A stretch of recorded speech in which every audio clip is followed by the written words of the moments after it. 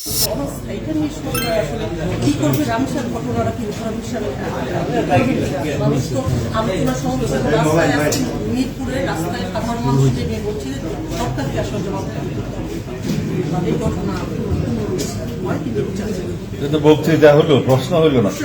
সরকারের তার বাবার এতগুলো যে দেশের বিচার ব্যবস্থার উপর সাধারণ মানুষের যে অনাস্থা, সেক্ষেত্রে সরকারের তো জাজমেন্ট হয়ে গেল না। না না না, তার বাবার কথাটা আমি বলছি না। আমি বলছি এটা জাজমেন্ট হয়ে গেল।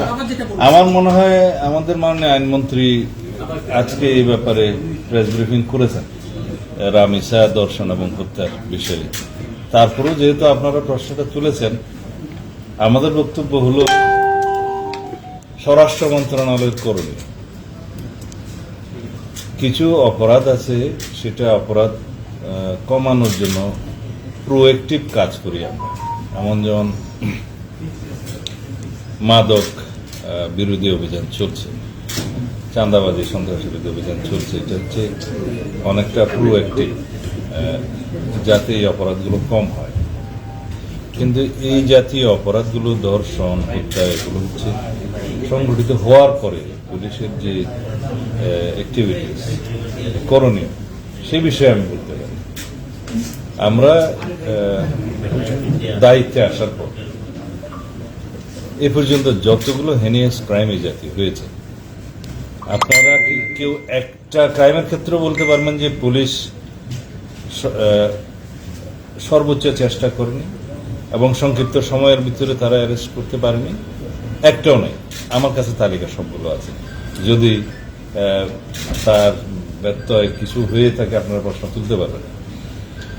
রামিসার ব্যাপারেও 24 ঘন্টার ভিতরে আসামি গ্রেফতার হয়েছে এবং তার রামিসার যে প্রধান আসামি ধর্ষক, তার নাম সম্ভবত সোহেল, তার স্ত্রী সহ তাদেরকে গ্রেফতার করা হয়েছে। 164 স্টেটমেন্ট দিয়েছে, জবানবন্দি দিয়েছে মূল আসামি।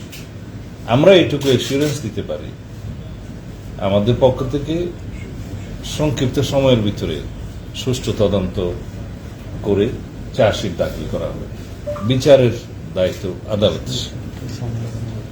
বিচারহীনতার যে বিষয়টা সবাই সবসময় বলে থাকে, এটা সর্বক্ষেত্রে সঠিক নয়। কিছু কিছু ক্ষেত্রে বিচার বিলম্বিত হয়, সেই জন্য মানুষ মনে করে হয়তো বিচার পাবে না।